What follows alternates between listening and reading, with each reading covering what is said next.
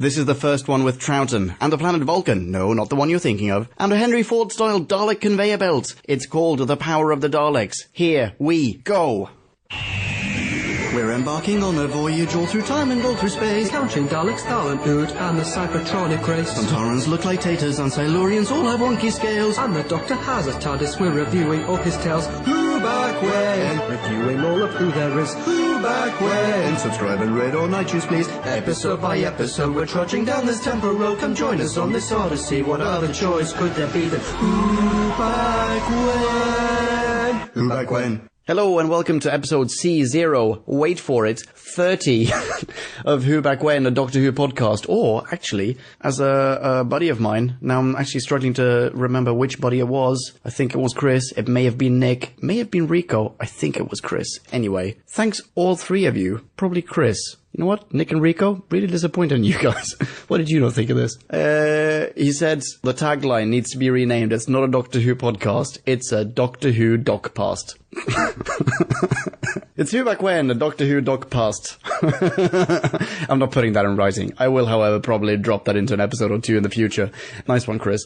I am Ponken. Yes, I am. Who else would I be? Come on. And today I am, yeah, you guessed it, I'm doing another solo episode. It's the very first Troughton serial ever that's up for review today. The Power of the Daleks. Holy smokes. I gotta say, straight off the bat, I'm digging Troughton. He is pretty awesome. I really like him. Okay, so here's the spiel. In case you've never listened to a solo episode of Who Back When before, you probably know lots of classic episodes went missing for one reason or another. You can still watch them though, sort of. These so-called lost episodes are available in the form of telesnaps and slideshows and audiobooks, which I guess you could look at, but they're much more effective if you just listen to them.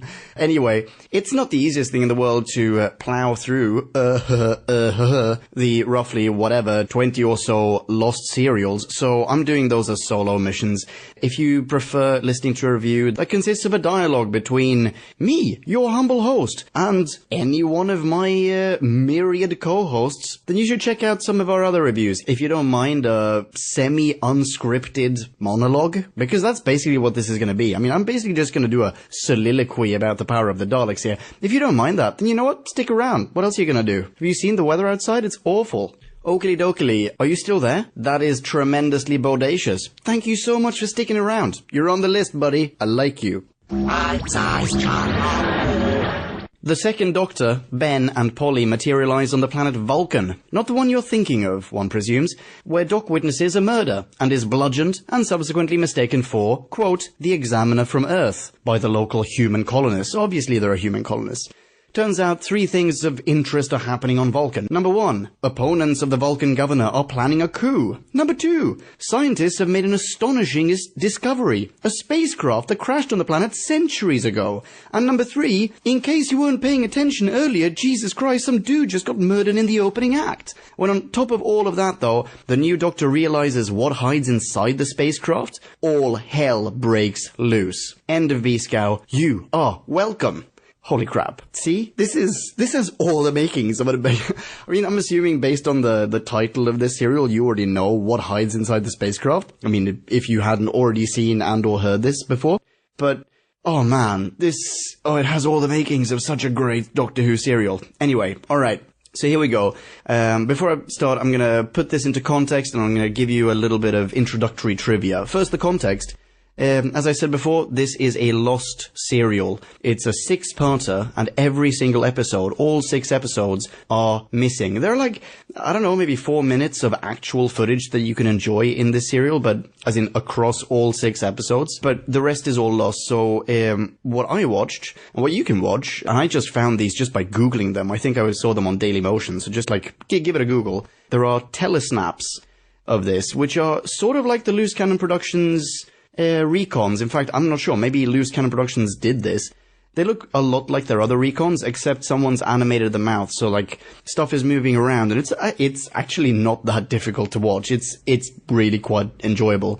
Numero dos, there is an actual recon that's just still images. Number 3, I listened to not 1, but 2 audiobook versions of this story. One, which was narrated by Annika Wills, who plays Polly, aka Duchess, and another one, which was narrated by, wait for it, are you holding on to your pacemaker? It was narrated by Tom Baker, the 4th Doctor himself, and it is... Actually, you know what? Both of them are really good. The Tom Baker one is definitely the one I preferred. I'm not going to say that it's better or worse. Actually, fuck it, I'm going to say it. It is better. It's a great audiobook. The Annika Wills one is... It just feels heavily scripted, and her English is just... She just sounds so posh. No, basically, it's her reading out a script, and it doesn't feel like... Maybe she wasn't allowed to be that engaged by the whole thing when she read it out. Maybe she was told by the director, just be factual, just read this, because that's kind of what comes across. With Tom Baker, the script is a little bit different as well. Like, every now and then, he'll make a reference to something else that's Whovian in nature, but that isn't part of this serial, just putting it into a context, into a different kind of Doctor Who context. And he tells it from the point of view of... Actually, yeah, that's the better way of describing the difference between these 2 audiobooks. The Annika Wills one is just a plot point by plot point retelling of The Power of the Daleks, while the Tom Baker one, which I strongly suggest that you have a listen to, in that one, he tells it from the point of view of his later regeneration, his later personality. He's basically like, he tells it from the point of view of the 4th Doctor, so he says stuff like, back then, this was just my first regeneration. Back then, I had no dress sense. Back then, I would do these things. I had such a temperament when I was so young, blah, blah, blah. It's really, really charming. Anyway, so give that a listen. That's the context. There you go. Now some introductory trivia. The Power of the Daleks was written by David Whittaker. Now, David Whittaker David Whittaker is a name that ought to be familiar to you if you've been listening to Who Back When for a while now. Or if you're just a jolly good spiffing Whovian, here we go. I'm going to bring up the list because I don't actually remember this super well. Here are some Doctor Who serials he has written. He wrote, I'm going to start off with a really shit one. The Edge of Destruction. That's right, David Whittaker wrote Edge. Oh my god, it's terrible. I hate it. I know... All of my co-hosts don't agree with me. I know Flapjack agrees with me. JD, less so. Edge... You just watch Edge. It's really weird. He did, however, also write The Rescue. Slightly better. Then he wrote The Crusade. That's a fantastic one. Then came this one, The Power of the Daleks, and he continued with, I'm literally just reading this off TARDIS Wikia now, The Evil of the Daleks, The Enemy of the World, The Wheel in Space, another legendary one, and The Ambassadors of Death, yet another classic one. Holy crap. He also wrote a few Doctor Who novels, and some Doctor Who related Dalek books. He wrote the Dalek book, in fact, the Dalek World, and the Dalek, wait for it, Outer Space book. Actually, he co-wrote all those Dalek ones with Terry Nation himself, so that's pretty cool. Yeah, there you go, David Whittaker. And as though that weren't enough, obviously there were several different drafts of this serial during production, and he didn't pen the final draft. The final draft was penned by the Spoonmeister. Yeah, check him out, Dennis Spooner. We've covered his filmography on prior Who Back When reviews, so, have a listen to our back catalogue. Next trivia point. There is a trailer for this serial, apparently. I haven't seen it, but there is one apparently, according to which this takes place in the year 2020. So it's before the Dalek invasion of Earth, but it's after lots of other Dalek encounters, right? As in Earth encounters with Daleks. So really there's no excuse for the humans, spoiler alert, in this serial not to have any idea what a Dalek is, but there you have it, whatever. Last trivia point before you jump into this serial. The location, the planet Vulcan. Complete and utter coincidence. Star Trek didn't rip off the name, well, nor did Doctor Who. It's just a complete coincidence. However, interesting to note, the planet Vulcan will be visited by the 7th Doctor. Not on TV, though, in an audiobook called Survival of the Fittest. I haven't listened to it. I'm not entirely sure if it's an audiobook we're going to get to anytime soon. But something tells me JD's listened to it, and probably one or two of our listeners as well, so... Yeah, you guys should totally chime in. Okie dokie, let's jump into the Power of the Daleks. Episode 1. Okay, I think I'll start with something that may be completely wrong. So I'm looking forward to you guys putting me in my place on Twitter. I really should double check this now, but I'm pretty sure the Doctor regenerates with new clothes and all. Like he's now wearing his Troughton costume. Quite recently, JD and I reviewed the transformation of Eccleston's 9th Doctor into Tennant's 10th, where we're treated to this sumptuous view of the TARDIS wardrobe. That's in the Christmas Invasion. Have a listen to that review as well if you haven't already. It's pretty kick-ass. Anyway, there's no equivalent scene here, which is actually pretty interesting, because in, I want to say, the audiobook narrated by Tom Baker, there's an actual mention of his old clothes now looking too large for him. So either this is just missing from the recon, or maybe it was a retcon for the audiobook. Or maybe I'm mistaken. God damn it, I probably am mistaken, because of the ring thing. Whatever, you win some, you lose some. I am not going to edit that out. The ring thing is that as he's now much smaller than Hartnell, who by the way was pretty small to begin with, his ring slips off his finger. Now, I haven't seen the following Troughton eps yet, so this may be explained later on, but the Doc doesn't now pop it on a chain around his neck, or wear it on a brooch, or use it as a suppository, or anything. In fact, the ring is never mentioned again in this entire serial. What the F, Doc? This ring's pretty dog-derned important. It can unlock the TARDIS, for Time Lord's sake. It can control a mind-warped Zarbi. But nope, nada, nothing. He may as well have handed it over to that douchebag Menoptera towards the end of the Web Planet. Hold up, another Who Back When plug if you haven't seen the Web Planet. Don't. Unless you're also a fan of self-flagellation and fecal porn. But if you haven't listened to our review of it, then put that right at the top of your bucket list, buddy. I did that review with fellow Who Back When founder Flapjack, and biased though I am, it's one of my faves. Alright, back to the power of the Daleks, sorry about that. Right, so Troughton's adjusting. Jesus, I haven't got past the opening scene yet.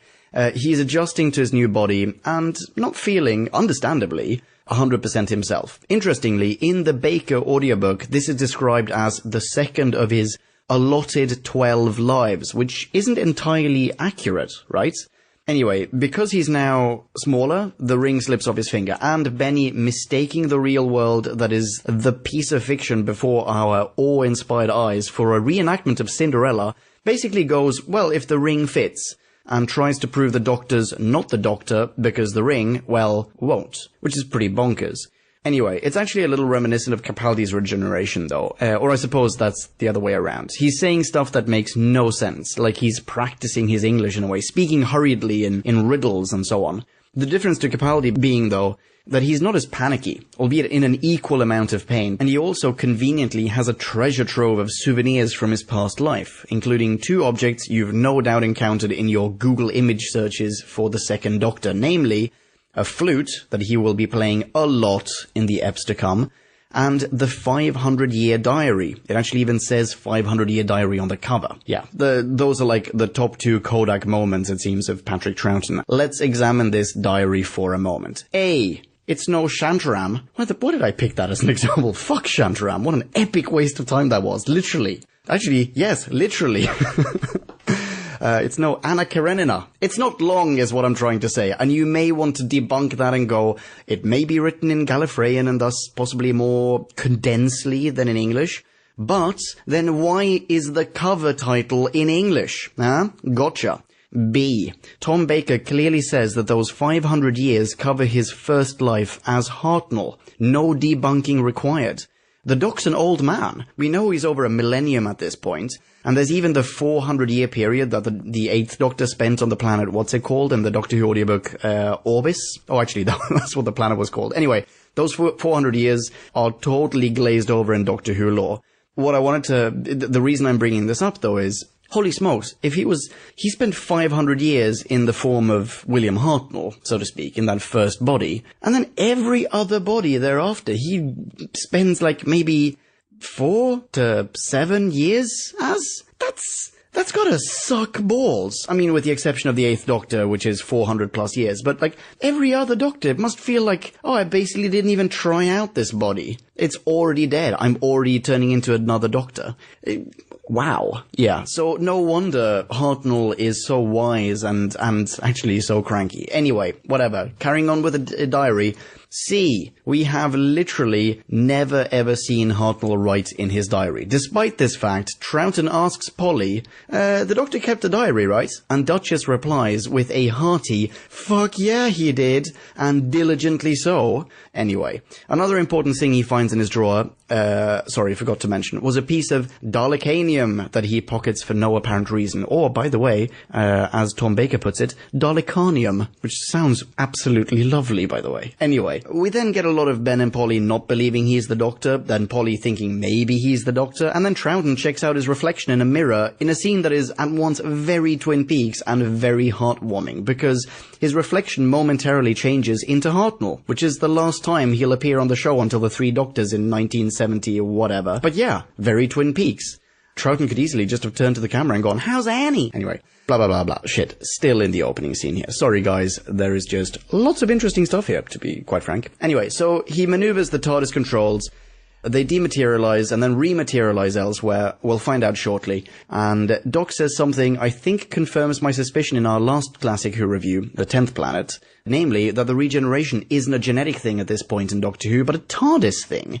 Because he says he needs the TARDIS. In fact, he couldn't survive without it. Boom. I'd drop my mic if it weren't a tabletop one. And further to the retcon, Jesus, these are deep pulls. In the Tom Baker audiobook, which was recorded at a point when regeneration was genetic, they've cut out that line of Troughton's and replaced it with the line of Baker's in which he says all Gallifreyans have 12 lives.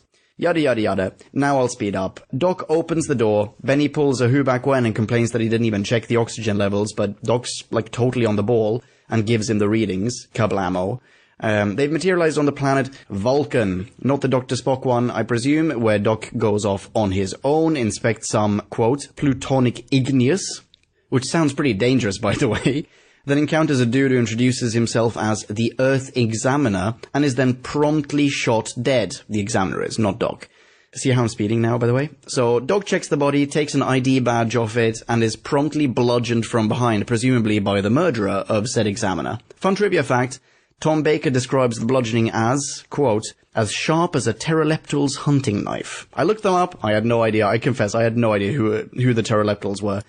So I did look them up, and they appeared in The Visitation and in Time Flight, and were actually referenced in the recent Time Heist as well. Great ep, by the way. And side note, Doc's now wearing a hat that was indubitably the inspiration for Pharrell's signature headgear. No matter.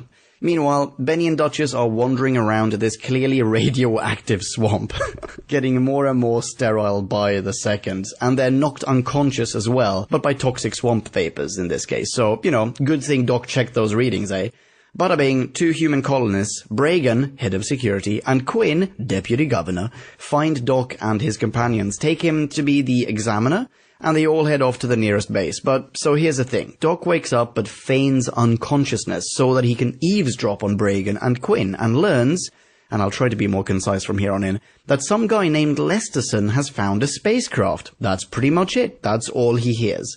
Trivia alert, by the way, before I moved on. Bragan is played by Bernard Archard, who later returns in one of my absolute favorite serials of all time, a Tom Baker one, surprise surprise, namely Pyramids of Mars, in which he plays Marcus Scarman.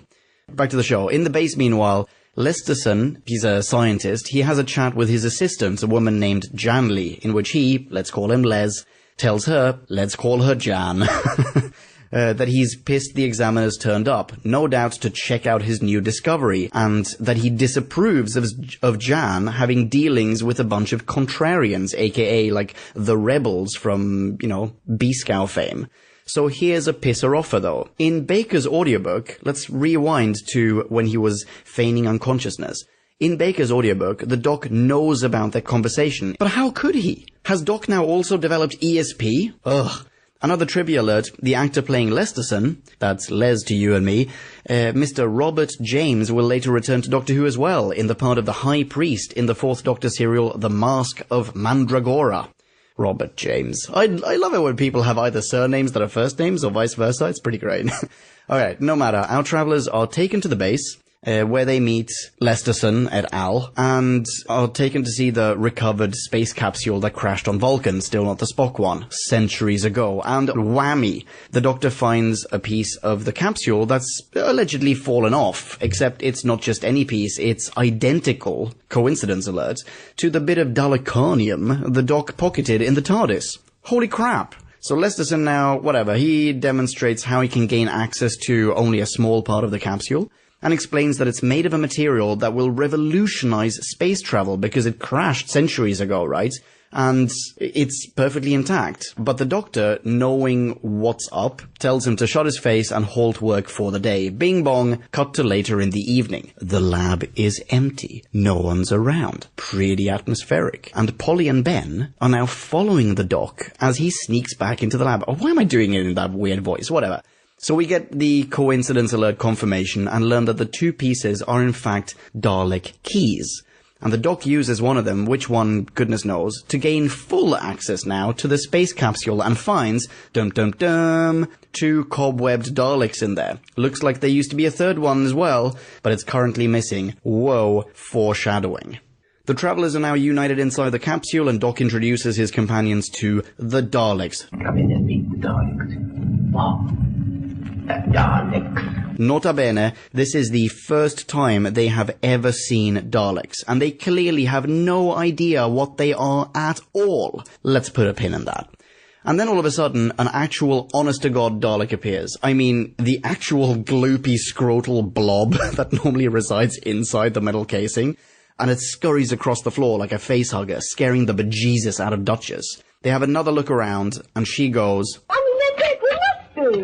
even though they literally just saw a live one. Fucking hell, Polly. Alright, whatever. A more prescient question here might be, how is the Dalek still alive? Yeah, you may ask just that, but hang on, I will present a theory about that when we get to episode 2. Which reminds me, end of episode 1, episode 2. Okay, so here's my theory. And I did a bunch of thinking about this one because at first it annoyed the heck out of me. The Daleks, spoiler alert, they're gonna start constructing a whole bunch more Daleks in a few eps' time.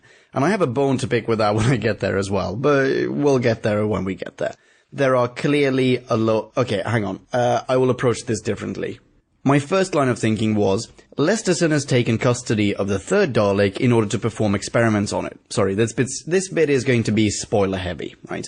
And the Dalek scampering across the floor must have been that third Dalek. Id effing est, Lesterson only has an empty Dalek casing, but clearly there is intelligence in it, right? So the renegade scrotum we saw before would have had to have been a fourth Dalek. Then I thought, how the balls did a naked Dalek survive under the harsh conditions of the capsule for centuries? But there are tons of Daleks on board. Must be, right? So presumably they're in stasis or something, and you could make the argument, in fact I would, that when Lesterson got in there, he accidentally triggered one Dalek to come out of stasis or something.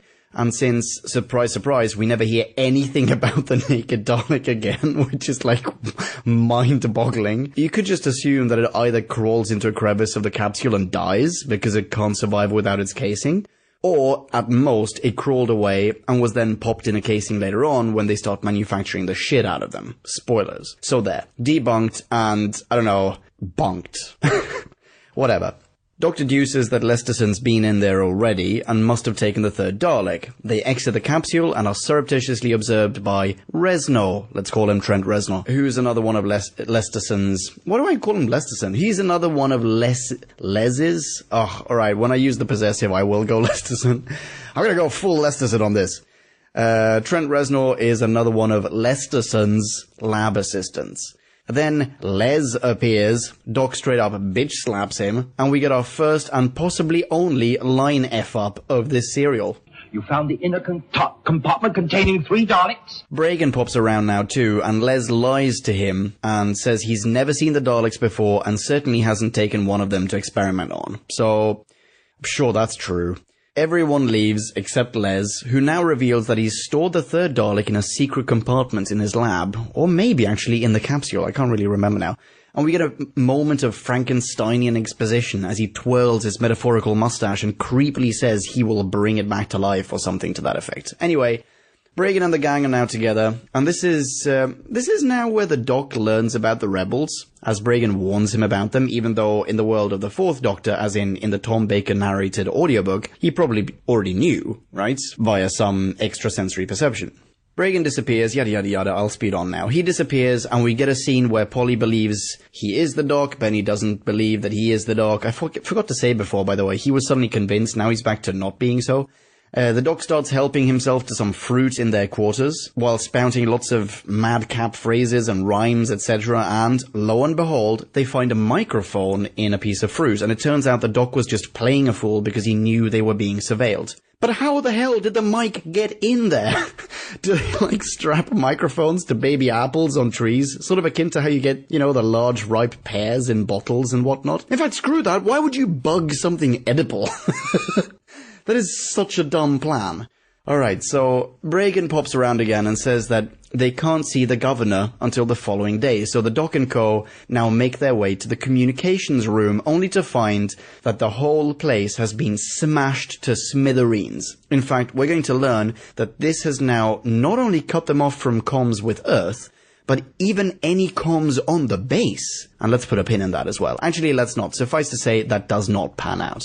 Meanwhile, Jan, Les, and Trent Reznor are jerking each other off in the lab, and Reznor is not pleased that Jan's sided with the rebels. Blah, blah, blah, blah. They're tinkering with the Dalek and now activate. Dum, dum, dum. It's Gun and Eye Stalk. Bad idea genes, guys, because the Dalek now, can't remember exactly how, but it shoots Reznor, and Jan claims he's just been knocked out, even though, spoiler alert, he is dead as balls. So, first blood. Less than an exit stage left, and Jan now doesn't quite, but might as well reenact that sexy Dalek photo shoot with upcoming Classic Who companion Jo Grant. That is, she doesn't, obviously, at all really, but she does go all Frankensteinian on its ass. Don't know the photo shoot I was referring to, by the way? Just Google image search, Katie Manning hugs a Dalek. Safe search off, people, and preferably do it at work while your line manager stands behind you. Alright, let's leave that fantasy for a moment. Back in the show, I'm not entirely sure, but I think she may also detach the gun stick at this point. Not sure about that. Actually, yeah, I am sure about that. She does. Yeah. Just trust me, I'm an expert. Shazam! The following day, Quinn, remember that dude? Head of security. He maintains his innocence to Bragan and Hensel, that's the governor.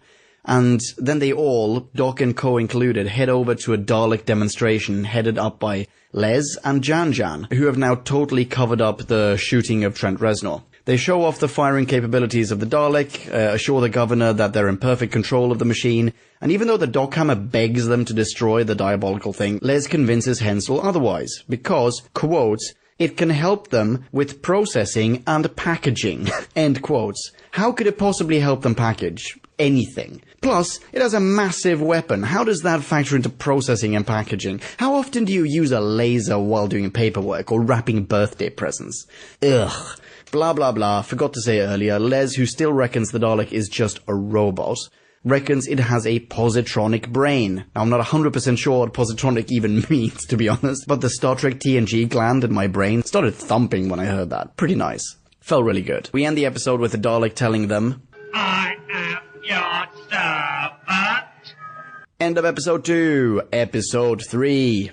In which we learn that, A. Hensel is totally engorged by the idea of impressing his superiors on Earth with the rise in production, i.e. processing and packaging, that this alleged robot will allow for, and B. That Quinn was the one who sent for the Examiner in the first place, to look into the rebel situation on Vulcan, so he's not likely to be the bad guy here. Bragan convinces Hensel that Quinn's actually just after Hensel's job, and Hensel has Quinn arrested and Bragan promoted to Deputy Governor. Yeah, Bragan is rising in the ranks. And if this seems a little bit confusing the way I'm telling it to you, I don't mind saying it basically took the recon and 2 audiobooks for me to figure out which bureaucrat was which bureaucrat. There are actual gubernatorial politics going on in this serial. Pretty cool. Alright, so, anyway, meanwhile, Doc now tests, and sorry, I may be getting the order a little bit wrong here, doesn't matter. Doc now tests how far the Dalek is prepared to go to feign stability. And he does this by ordering it to turn itself off, which the Dalek pretends to do. The Doc exits stage right, clearly seeing through the charade, At which point the Dalek springs back to life and tells Hensel and Les that the only reason it disobeyed a direct order from a human, sort of, was in order to be able to continue to obey orders. Which is pretty paradoxical, I think. I mean, Hensel and Lesterson, pretty naive to buy that. Yeah. Blah, blah, blah, blah. Dagnabbit, I really need to keep the pace up. I'll bullet point this next bit. Okay, here we go. Boom. The Doc fashions some sort of handheld device back in his quarters, then heads back to the lab. Kablamo! Lesterson is testing Dalek 347 by asking it A-level style questions about Earth chemistry and physics, which 347 obviously has no problem answering because, why? Shazam! 347 pulls a Keys of Marinus and goes, A Dalek is not the same as a human. Megaplop! Then goes on to say, Daleks can build computers with 100% accuracy. Which I feel is a little odd. Lesterson obviously gets a boner at this thought though, but wouldn't a computer that performs with 100% accuracy, i.e. that is theoretically infallible, right? Would it not be more advanced than a motorized dustbin? I mean, we could easily get into a philosophical debate here, but I feel that theoretical infallibility must reasonably lead to practical infallibility under any given circumstance. And you could present the counter-hypothesis that theoretical infallibility could only be assured to present theoretical solutions to practical problems, i.e. devise methods for overcoming obstacles that would not necessarily be at hand under circumstances other than alternate theoretical ones. But then we'd have to start a new podcast geared towards ruminating such lowbrow philosophical theorems. Long story short, my point is the Dalek design is unapologetically idiotic. And something as clever as it purports to be wouldn't have crashed on Vulcan in the first place, or anywhere for that matter, right? Makes no sense. Ugh. Alright, so much for speeding through this ep. Okay, alright, another attempt at that then. Yada yada yada, Doc uses his device to nearly short-circuit 347, but is thwarted by Les. Doc leaves, basically no consequences to his safety here, by the way. He leaves. And my next note here was actually proven wrong. I've written, plot hole, it just occurred to me these Daleks can't move anywhere. But that problem is actually addressed in the next ep. A few more things before the end of this ep and my first smoke break and martini top-up. Jan meets Bragan and we learn Bragan's just a power-hungry madman who's siding with the rebels to dethrone the governor. They agree to use the detached gunstick that I mentioned before to seize control of the colony, even though Bragan's not totally chuffed when Jan confirms Trent Reznor's dead as balls, and she dumped his body in the swamp, because she's that cold. Whatever. 347 convinces Les that it can build him another computer that computes infallibly, as long as Les gives it more power and materials. Let's put a pin in that as well. The other two Daleks in the capsule are activated now too, and Polly is chloroformed and kidnapped by Jan and I think a henchman of hers or something. Some other lab assistant, presumably. I can't really remember. May have been Valma. Oh, well, we'll get to Valma. Doesn't matter. Bragan fingers the Doctor, figuratively, as a fake examiner, and the Doc counter-fingers him, figuratively, as the murderer of the real examiner, because how else could he know Doc's not the real McCoy, right? Which leads to a stalemate. And we end the ep with the Daleks chanting, We will get our power. We will get our power. End of episode 3. Seamless break in recording so that I may indulge in my vices. Wow, I make a wicked martini. Episode 4, in which Annika Wills is on holiday. And in which not much happens, so this'll be quick. Hensel's off on a tour of the colony perimeter when the Doc and Ben receive a note saying Apo Polyloges has been kidnapped, which, at the time I was thinking, why? But it turns out it is an actual piece of official trivia. Annika Wills was on holiday, so that's why they kidnapped her. They show the note to Bragan, which again, why? And he obviously doesn't care, because he's now de facto the acting governor. Boom! Doc Hammond now says the whole thing about the floors not being metal, and how much longer can the Daleks move around sans static electricity, blah blah blah blah, when all of a sudden he sees more than 3 Daleks trundle around the base. So, oh my, they are multiplying. And clearly, the whole static electricity blah blah, or rather lack thereof, is on the writer's mind as well. Meanwhile, in the lab, Jan tells Les about Trent Reznor's untimely demise. She comes clean, basically, and says that she'll happily blame him for it, which obviously shakes him up. And now Doc and Ben enter and manage to convince Les the Daleks aren't just machines, but in fact ruthless evil monsters, At which point, wait for it, he faints. What a wuss. Jan claims Doc attacked Lesterson and has a guard escort them out of the lab. Again, zero consequences for the Doc. He's just constantly accused of physically damaging either property or personnel, and he's basically just escorted out of rooms all the time. It's ridiculous. Alright, whatever. At that point, Jan then feeds even more power to the Daleks. Okay, the title of this serial literally just made more sense to me. How had I not thought about that? Alright, so, okay, I get it now, the power of the Daleks. Fuck, I'm an idiot. Alright, boom, really close to the end of this ep. Doc and Ben find a notice board and discover a hidden message encoded upon it, stating that the rebels are about to hold a meeting somewhere, so off they go to gatecrash. And what do they find? Two things. Number one, Jan's there confessing that they've kidnapped Polly. And number two, Bragan is the leader of the rebels. Bragan then has Benny knocked out, frames the Doctor for the murder of the real Examiner, and finally has him arrested and plopped in a sonically locked cell. Very important detail, by the way. Adjacent to another cell in which is who? That's right, Quinn. The other bureaucrat's, well, actually head of security or former head of security, whom you had probably already forgotten about. And Doc now starts spilling proverbial beans left, right and center. He just tells Quinn all about it. Everything. Meanwhile, Les regains consciousness and stumbles into the capsule where, holy smokes guys, the Daleks have set up this massive Henry Ford-style conveyor belt operation where they're just assembling new Daleks, which is the end of this ep. But before we move on, I want to go back to that pin. Which pin? The materials one. Les and later Jan, they have been furnishing the Daleks with various building materials, right? And clearly that's what was used to build even more Daleks. So... God damn it. Two things. One, they must have received a metric nut ton of metals and stuff. So why did Lesterson and Jan never stop to think, like, this flawless computer the Daleks are building... Actually, sorry, it wasn't a flawless computer. It was a flawless, like, meteor detection device or something. Anyway, why did they never stop to think this device is taking up way too many resources? As in, it shouldn't need this much metal, for instance. And two, these new Daleks ought to be relatively harmless, at least compared to regular ones. I mean, they aren't made of Dalekanium, are they? Unless they're stripping the pod for materials, which I suspect they wouldn't be able to do unnoticed. Plus, the pod's still there, and they've built, what, like a dozen Dalek casings? And sure, I know there are 3 fully functioning, like, original Daleks among them, 347 included, but it'd be like, oh no, we should fall back, pew pew pew, they're unstoppable, pew pew, oh no, you know what, actually no, turns out most of them are made of styrofoam and egg cartons. Unless, what other materials do you need from us, 347? Kevlar, glue...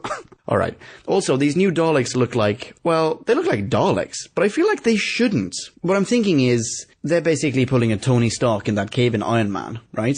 347 is a captive of his circumstances. He's made to build some device, asks for metal to do so, builds a different device instead, boom. And Tony Stark never asked the Taliban for red and gold paint, so his creation came out looking a little less sleek. This principle does not apply here. The Daleks go, we need materials, pretty sure that's a quote by the way, as in, that's how vague it is, and out the other end come fully formed, totally shiny and badass looking Daleks. Anyway, I'm ranting for no reason. Apologies to whomever hasn't turned off this podcast yet. End of episode 5, in which Michael Craze is on holiday instead, and which I think I can speed through again. First off, we start with the Daleks telling each other,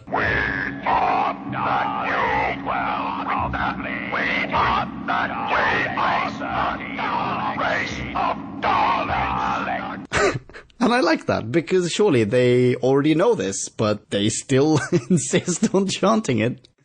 Les immediately turns off the power altogether to try to stop them, and this is where we get the explanation for their power. Again, this title makes perfect sense to me now.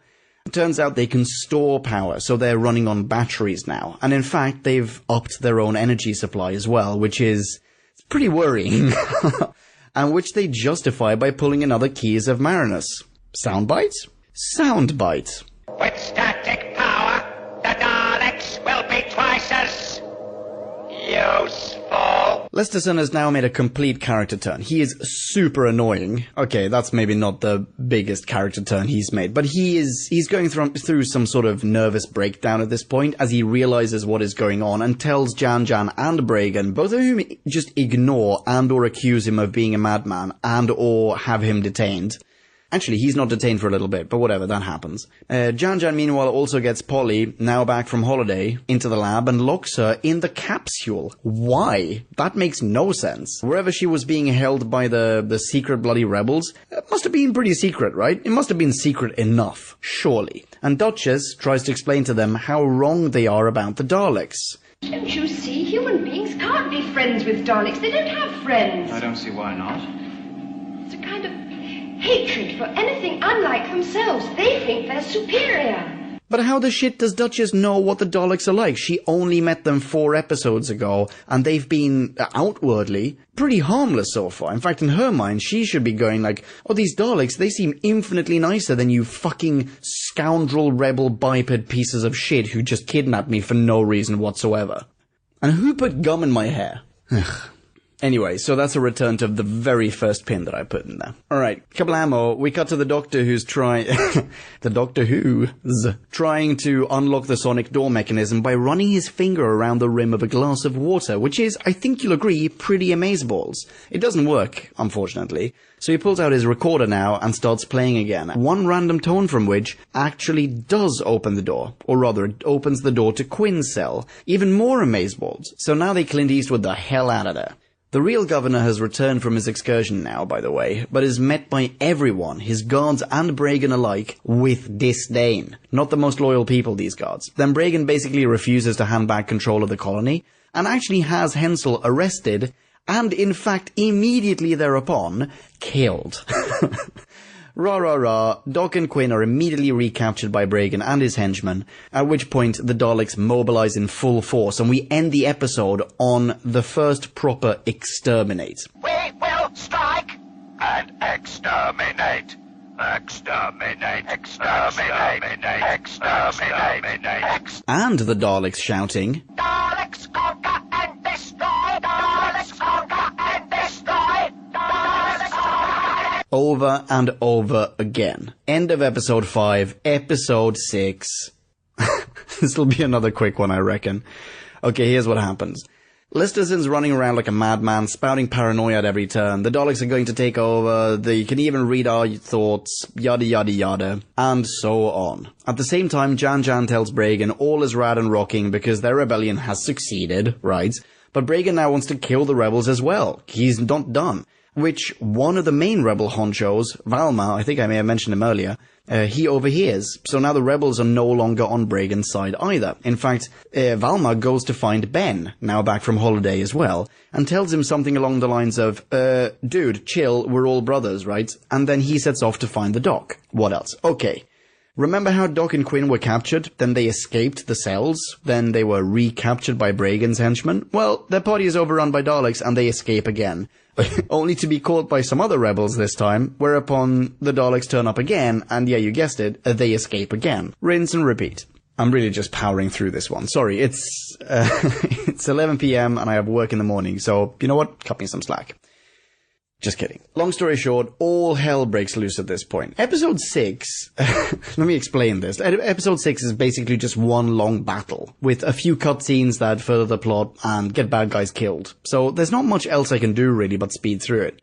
Justified. Okay, so next cutscene of importance is Jan undoing the earlier plot twist of Valma overhearing her apparent betrayal by saying she's actually totes still on their side, and they ask a trio of Daleks to help them, which is ridiculous.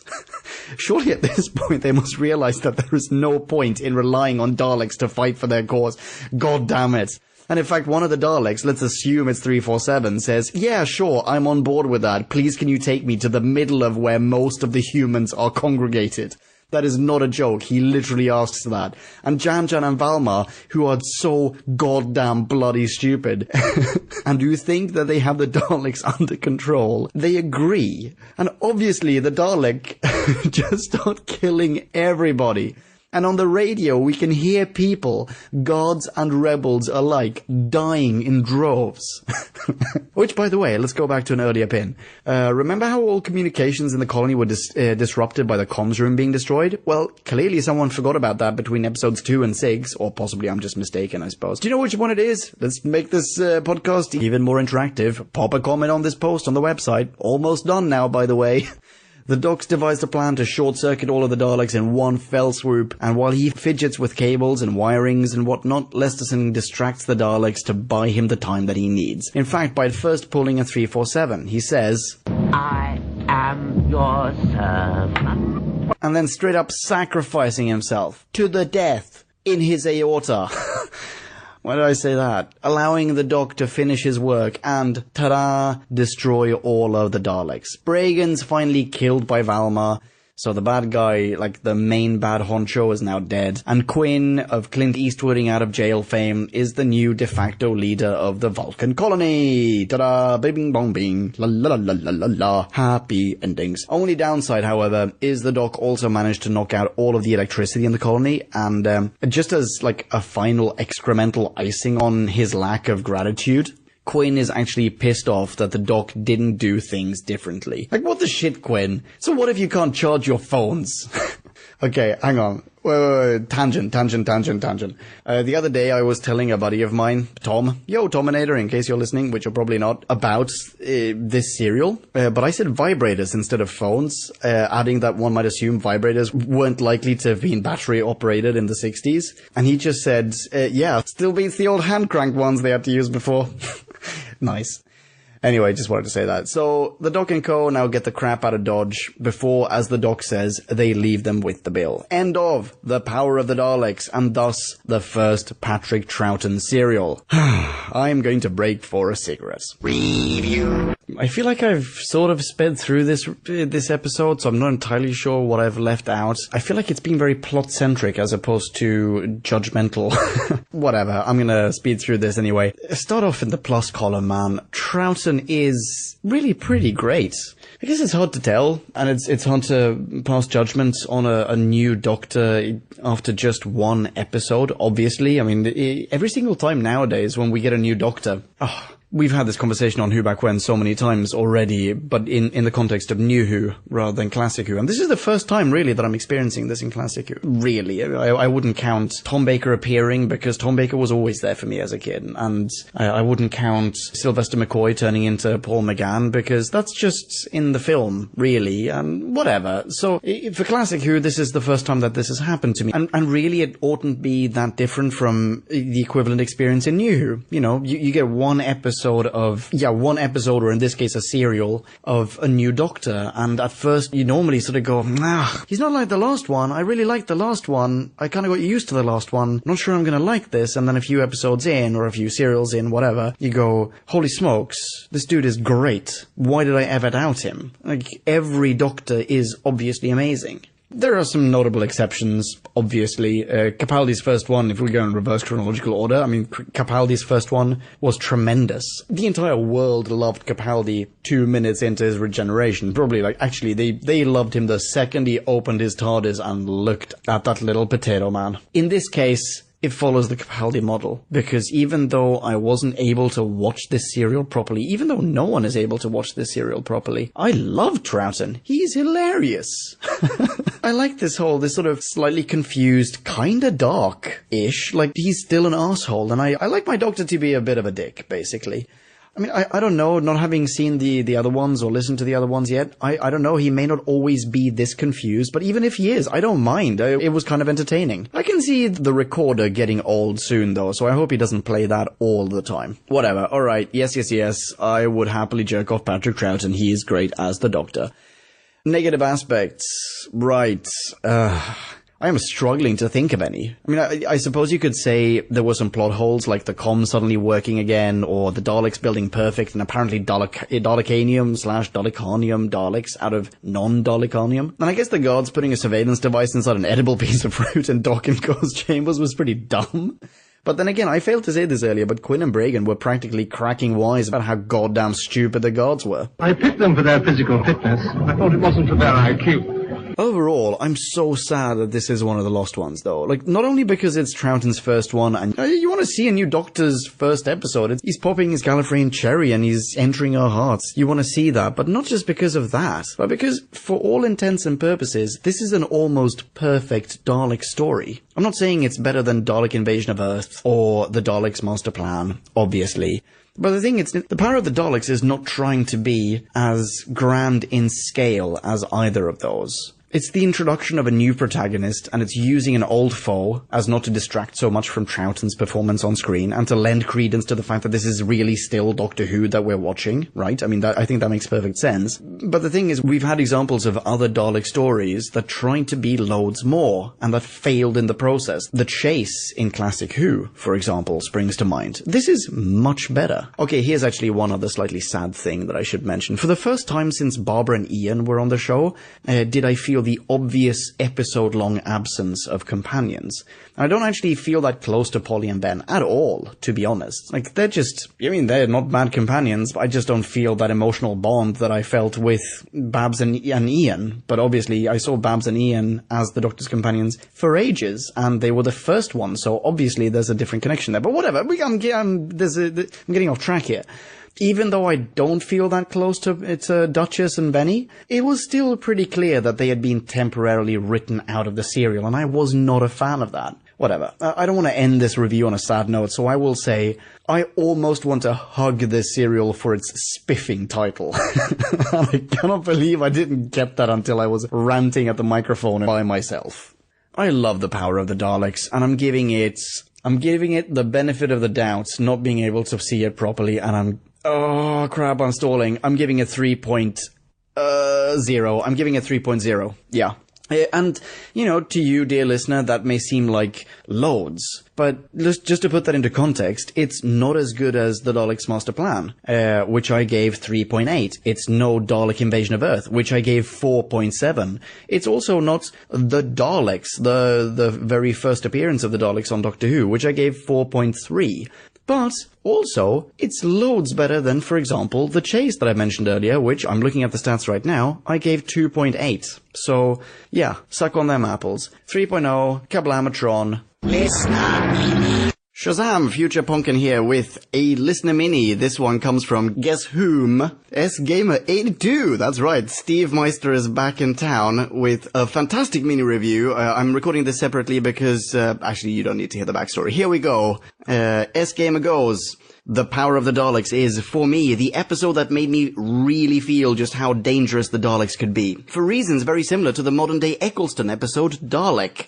In this serial, we have a lone Dalek, lone without power, being reactivated by a human scientist. In this situation, that lone Dalek almost immediately devises a cunning plan to not only revive his other fellow Daleks, but even create more Daleks, all under the noses of the humans they've convinced are mere robot servants. Is it any wonder that scientist is driven mad? I don't know. Maybe. I don't know. I feel like he was a little bit loopy to begin with. Anyway, S-Glimmer goes on. The Daleks have boasted before and since that a single Dalek could do a lot of damage. This serial proves they don't just mean that because of firepower. It displays what is perhaps the single most absolutely dangerous thing about the Daleks. They do not stop. That is not to say they do not quit, but rather the very idea of ending their crusade to exterminate all non-Dalek life never even occurs to them. Any Dalek, no matter how dire their situation, will be considering ways to exterminate something. They'll never stop, only at best put their crusade on halt. Yeah, okay, sure. I'm mostly picking up what you're putting down, S-Gamer, but I gotta say, yes, it's true. They do say one Dalek is enough to basically slay the universe, but if that's the case, then why would they need to revive all the other Daleks? Maybe the answer is really simple. Companionship. Daleks need company as well. Alright, S-Gamer carries on. This episode is also very important for the Doctor and for Doctor Who itself. I read long ago that The Power of the Daleks is one of, if not the single most important serial of Doctor Who. I'm inclined to agree, for if Patrick Troughton and the Doctor Who team faltered here, that would have spelled the end of the series right then and there. This may be why his first story is also a Dalek story, to capitalize on the Pepper Pot's popularity to mask any potential fumbles.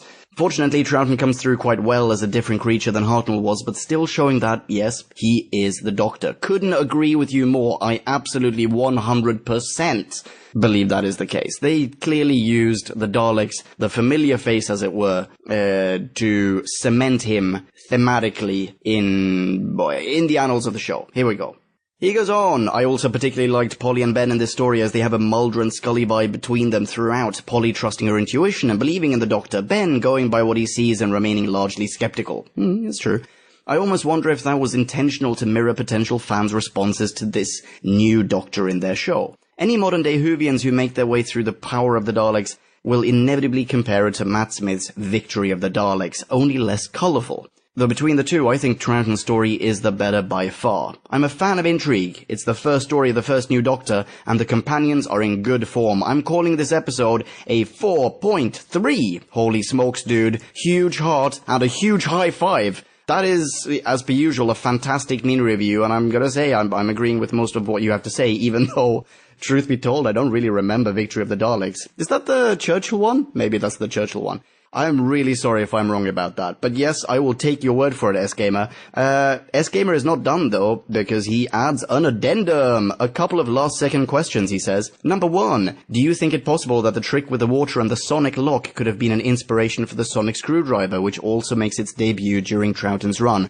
Goddamn right I think so, S-Gamer82. That is absolutely positively 157% what happened, I'm sure of it. Number 2, the second and last of his last second questions.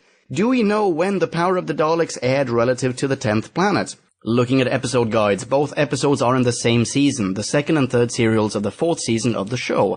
This makes me wonder if they went from 1 week with Hartnell to another with Troughton, or if there was any kind of gap in between, like later when A Doctor's Regeneration is also a season finale. A very good question, S-Gamer. Hang on while I look that up. And I'm back. Turns out, there was just a week between them. The 10th Planet episode 4 aired on the 29th of October, 1966. And episode 1 of The Power of the Daleks aired on the 5th of November, 1966. So, you know, Shazamatron, is that even a week? Yeah, that is a week. Well done! Holy crap, yeah, they literally just went from one Doctor to the next. S-Gamer, thank you so much for joining me on this solo. In fact, thank you so much for joining me and rendering this episode not quite a solo. Fantastic mini as per usual. Ladies and gentlemen of Podcast Land, are you following S-Gamer82 on Twitter? Are you not? What the shit are you doing with your lives? Guess what S-Gamer82's Twitter handle is? That's right, it is S-Gamer82. That's 82, the number. Follow him on Twitter and tell him hi from me. Back to the show. End of this episode. Ladies and gentlemen, holy smokes, thank you so much for listening to me ramble on for this long. You all deserve a hug and a high five. Thank you for being such lovely people. Would you like to interact with me some more? Great. Hit me up on Twitter. I am at Ponken. Here's a soundbite of JD singing how you spell that. Ponken, Ponken. Thank you, JD. Oakley dokley. Join us in our next review. I don't know what kind of review it's going to be that we drop next, but if it's a classic Who review, it'll be The Highlanders, the second Patrick Troughton serial.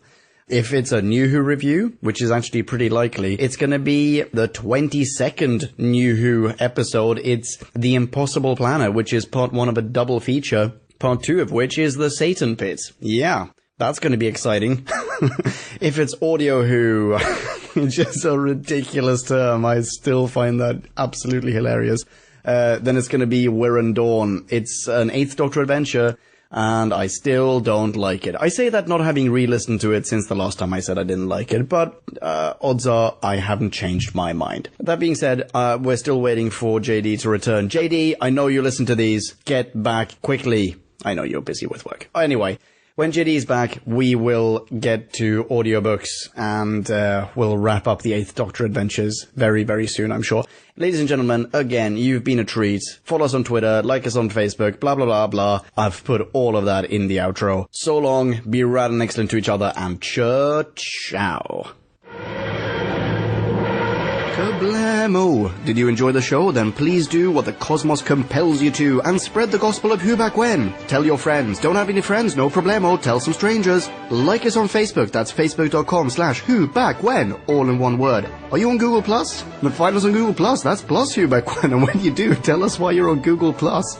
Who Back When just got its very own Twitter account, no lie, so give us a follow. You guessed it, that's @WhoBackWhen, all in one word. Check us out on SoundCloud, vote us up on Reddit, listen to us on Stitcher, and head on over to our website, whobackwhen.com, where you can leave a comment, submit a review of your own, and peruse our visual index of aliens, monsters, and more, which increases in kablamos with every episode. And lastly, give us a rating and review on iTunes. Not only would it make us super chuffed, and it really, really would, but as thanks, we will transmigrate your iTunes nom de plume into the credit list of trailers for fake Doctor Who audiobooks produced by Who Back When. Have a poke around our bonus episodes to make more sense of that. That's it. Rock on and be rad and excellent to each other. Catch your earballs in our next classic Who review, new Who review, or, still funny, audio Who review. Ciao. Who Back When?